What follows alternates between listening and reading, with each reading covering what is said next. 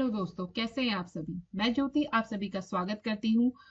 तो आज हम करने वाले हैं उत्तराखंड जनरल नॉलेज के कुछ क्वेश्चंस। तो आइए देख। सबसे पहला क्वेश्चन है, स्कंद पुराण में गढ़वाल के लिए प्रयुक्त शब्द है।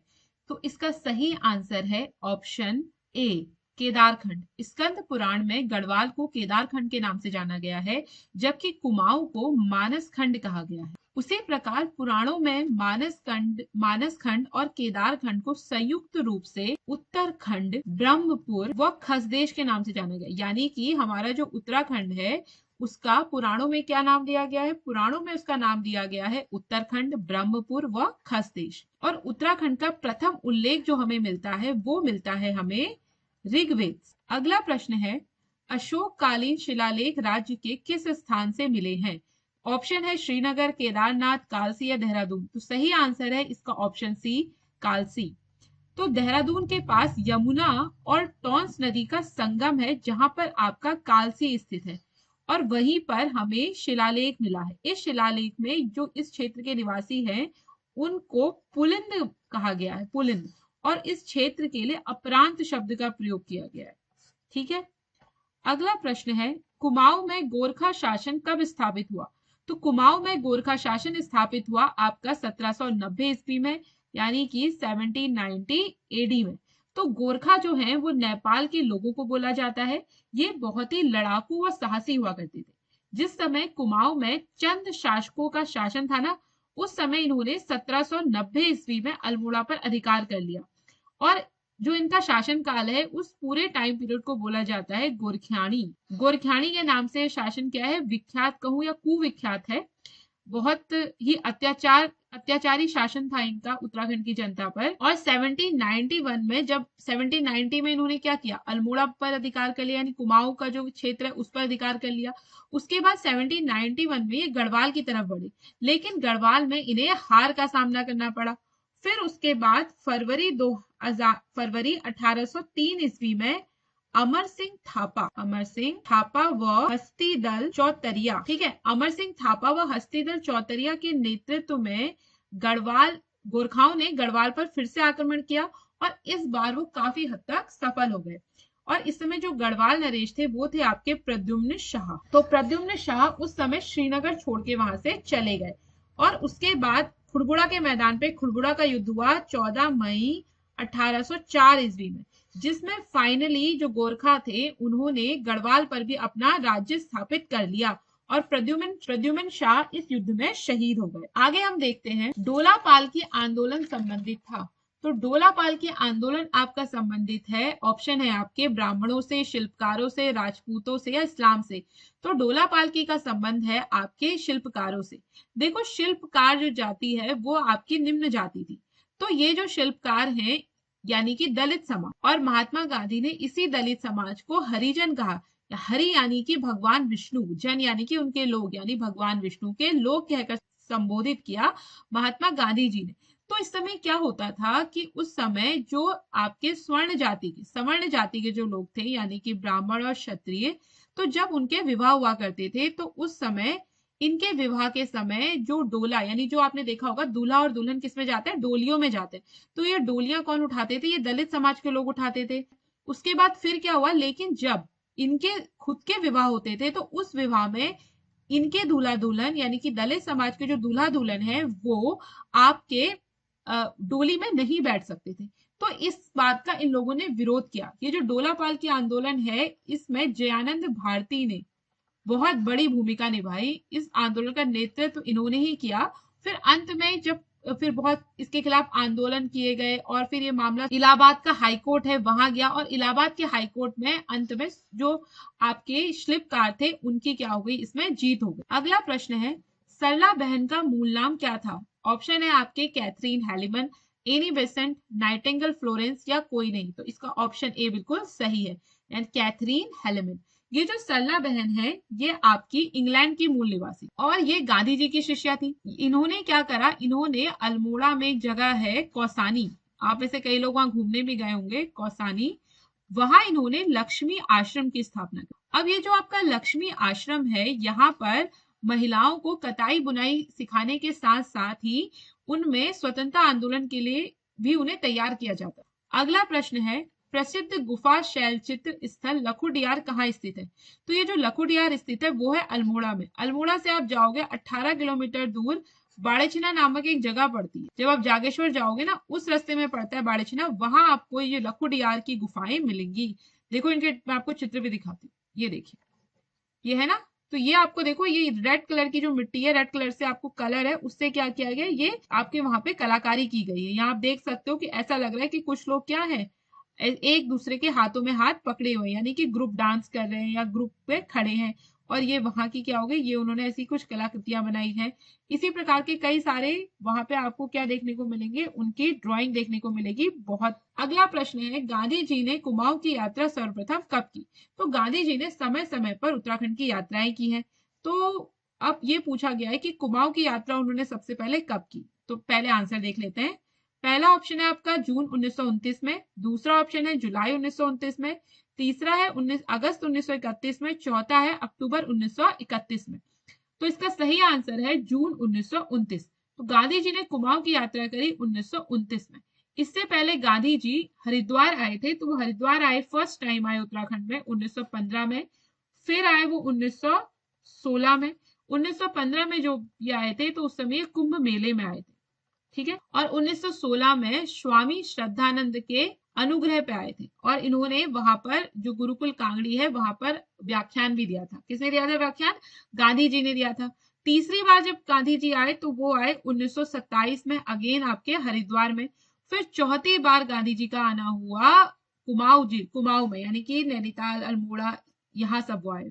रानीखेत यहाँ गए, यहाँ रहे वो, जून 1929 में आए, ठीक है। और यहाँ पे जो गांधी जी आए वो आए थे पंडित नेहरू जी के साथ, और ये स्वास्थ्य लाभ लेने भी आए थे। फिर उसके बाद अगली बार गांधी जी आए 1931 ईस्वी में, इस समय भी ये नैनीताल आए और 5 दिन करीब रहे। छठी बार गांधी जी आए आपके 1946 में, और इस समय ये मसूरी में रहे। ये चीज आप ध्यान रखेंगे। अगला प्रश्न है, कुमाऊं परिषद की स्थापना कब हुई? तो कुमाऊं परिषद की स्थापना हुई, ऑप्शन दिया आपको 1912 में, 1914 में, 1916 में और 1918 में। तो इसका सही आंसर है 1916 में। ऑप्शन सी क्या है, बिल्कुल करेक्ट। अब देखो, कुमाऊं परिषद की जो स्थापना है वो हुई थी 1916 में, और इसके संस्थापक हैं पंडित गोविंद वल्लभ पंत। पंडित गोविंद वल्लभ पंत, बद्रीदत्त पांडे, लक्ष्मीदत्त शास्त्री, इंद्रलाल शाह, हरगोविंद पंत, चंद्रलाल शाह और मोहन सिंह, प्रेम वल्लभ पांडे और भोला दत्त पांडे, मोहन जोशी, इन सभी लोगों ने मिलकर क्या करी, कुमाऊं परिषद की स्थापना करी। और इस कुमाऊं परिषद की स्थापना का उद्देश्य क्या था? इसका उद्देश्य था कि एक ऐसा संगठन बनाना जिससे क्षेत्र की समस्याओं का समाधान किया जा सके, और उनमें राष्ट्रीय चेतना का भी क्या किया जा सके, प्रचार प्रसार किया जा सके। अब ये जो संगठन है वो आपका कांग्रेस से ही प्रेरित था, और इसमें जो आपको ये लोग दिख रहे हैं ये भी आपके कांग्रेस के ही सदस्य थे। इस परिषद के माध्यम से जो मुख्य आंदोलन हुए वो हुए जैसे कि कूली उतार, वन नीति, लाइसेंस नीति, नयावाद, बंदोबस्त, इन सब के लिए क्या किए गए, आंदोलन किए गए। और इनका भी हर साल क्या होता था, वार्षिक अधिवेशन हुआ करता। अगला प्रश्न है, किसने महात्मा गांधी जी की दांडी यात्रा में भाग लिया? तो ऑप्शन है इसके मोहन जोशी ने, नागेंद्र सकलानी ने, भोलू राम ने या भैरव दत्त जोशी ने। तो इसका सही आंसर है भैरव दत्त जोशी। अगर आपने मेरी पुरानी वीडियोस भी देखी होगी तो उसमें मैंने आपको बताया है कि गांधी जी ने जब दांडी यात्रा शुरू करी तो उत्तराखंड के 3 लोग भी उनके साथ थे, जिनमें एक थे आपके भैरव दत्त जोशी, दूसरे हैं आपके ज्योतिराम कांडपाल, तो इनका नाम आप मेरे नाम से भी याद रख सकते हो, ज्योतिराम कांडपाल, और तीसरे थे आपके खड़ग बहादुर, ठीक है। और ये जो आपका दांडी यात्रा थी ये उस समय सविनय अवज्ञा आंदोलन की शुरुआत की गई थी। तो गांधी जी ने सविनय अवज्ञा आंदोलन की शुरुआत दांडी यात्रा से करी। इस यात्रा में इन्होंने साबरमती से लेकर दांडी तक यात्रा करी, और जो नमक कानून था ना वो तोड़ा। अब देखो, नमक कानून क्या था कि उस समय जो भी आपके तटीय इलाकों में जो भारतीय रहते थे उनको भी वो अपना नमक स्वयं नहीं बना सकते थे। तो गांधी जी ने इस नियम को क्या करा, तोड़ दिया, यानी कि वो साबरमती से दांडी पहुंचे और वहां उन्होंने नमक बनाया। ये जो यात्रा शुरू हुई थी दांडी की वो आपकी शुरू हुई थी 12 मार्च 1930 में, और गांधी जी ने 78 अनुयायियों के साथ इस यात्रा को प्रारंभ किया था। अगला प्रश्न है, बिश्नी देवी कौन थी? ऑप्शन है आपके कवित्री थी, समाज सुधारक थी, लेखिका थी या स्वतंत्रता सेनानी थी। तो बिश्नी देवी थी आपकी स्वतंत्रता सेनानी, यानी कि फ्रीडम फाइटर। बिश्नी देवी जो है वो स्वतंत्रता संग्राम में जेल जाने वाली पहली उत्तराखंड की महिला थी। ठीक है, ध्यान रखना उत्तराखंड की प्रथम महिला। अगला प्रश्न है 84 दिन की भूख हड़ताल के बाद 25 जून 1944 को किसका निधन हुआ? ऑप्शन है नागेंद्र सकलानी, मोलूराम, देव सुमन या बहुगुणा। तो इसका सही आंसर है श्रीदेव सुमन। श्रीदेव सुमन ने क्या किया? टिहरी के निवासी थे। तो टिहरी के राजा थे बोलंदा बद्रीनाथ।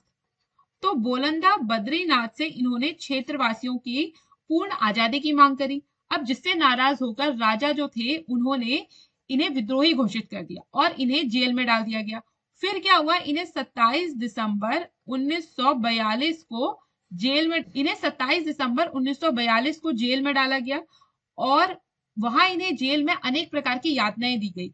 इन्हें ढंग से खाना भी नहीं दिया जाता था। तो इन्होंने क्या किया? वहां जेल में ही अनशन शुरू कर दिया। तो जब इन्होंने अनशन शुरू करा तो भूखे प्यासे रहे और 84 दिन के अनशन के बाद इनकी मृत्यु हो गई, यानी कि ये शहीद हो गए। तो इनकी मृत्यु हो गई। ये यहाँ पे जून नहीं होगा, ये यहाँ पे जुलाई है, 25 जुलाई। सॉरी, ये गलत हो गया है। 25 जुलाई 1944 को किसका निधन हुआ? तो निधन हुआ था आपका श्रीदेव सुमन को। और जो ये 25 जुलाई है, इसी दिन इनकी पुण्यतिथि के रूप में मनाया जाता है और इसे हम बोलते हैं सुमन दिवस। अगला प्रश्न है कत्यूरी राजवंश के संस्थापक कौन थे? तो ऑप्शन है आपके वसंत देव, निम्बर देव, लखनपाल देव या सुभिक्ष राजदेव। तो इसका सही आंसर है वसंत देव। कत्यूरी राजवंश जो है वो उत्तराखंड का बेहद फेमस राजवंश है, ठीक है। और सबसे ज्यादा ख्याति जो जिस राजवंश की है वो आपके कत्यूरी राजवंश की है। अगला प्रश्न है राज्य का प्रथम स्वतंत्रता सेनानी माना जाता है? तो ऑप्शन है आपके हरगोविंद पंत, राम सिंह धोनी, हरि प्रसाद भट्ट और कालू मेहरा। तो सही आंसर है ऑप्शन डी, कालू मेहरा। तो कालू मेहरा को राज्य का प्रथम स्वतंत्रता संग्राम सेनानी इसलिए कहा जाता है क्योंकि इन्होंने 1857 की स्वतंत्रता संग्राम की जो लड़ाई थी पहली, उसमें पार्टिसिपेट किया। कालू मेहरा जो है वो लोहाघाट के रहने वाले थे। इन्होंने लोहाघाट में क्रांतिवीर नाम से एक संगठन बनाया था और इस संगठन ने वहां पे जो अंग्रेजों के जो बैरक थे उनमें आग लगा दी। अब उस समय जब उन्होंने वहां आग लगा दी तो इसीलिए इन्हें किस रूप में जाना जाता है? राज्य के प्रथम स्वतंत्रता संग्राम सेनानी के रूप में जाना जाता है।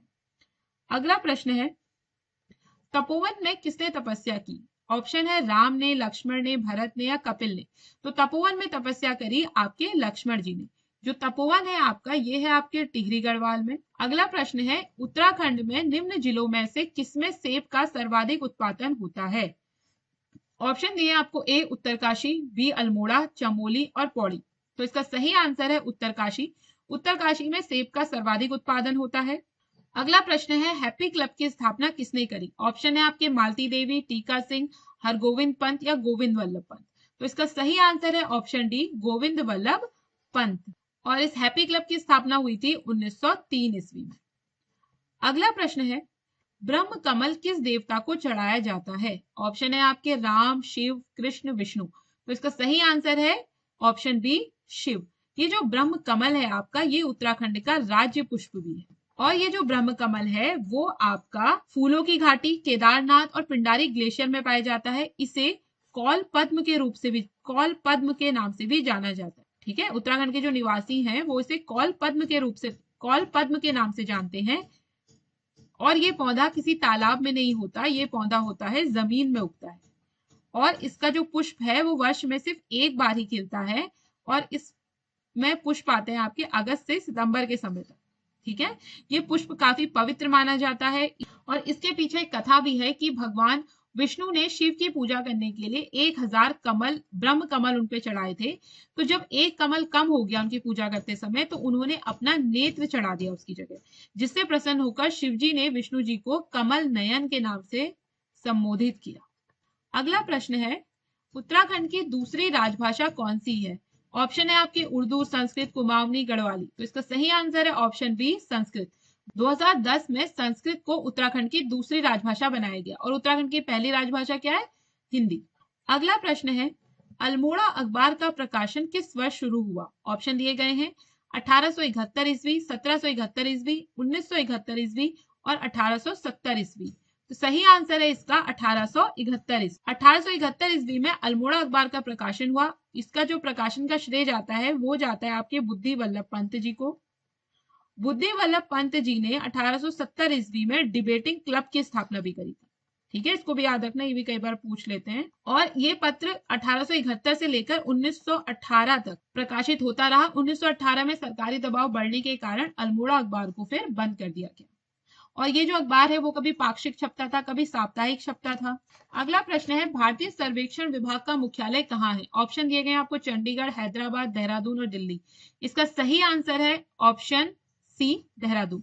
तो भारतीय सर्वेक्षण विभाग का मुख्यालय है आपका देहरादून में। ये जो भारतीय सर्वेक्षण विभाग है इसकी स्थापना हुई थी 1767 में। आशा करती हूँ आपको ये वीडियो अच्छी लगी होगी। अगर वीडियो आपको अच्छी लग रही है तो अपने दोस्तों के साथ इसको शेयर करना ना भूलें और इसी प्रकार की वीडियोस के लिए हमसे जुड़े रहें। हमारे चैनल को लाइक, शेयर एंड सब्सक्राइब जरूर करें। Thanks for watching and keep learning.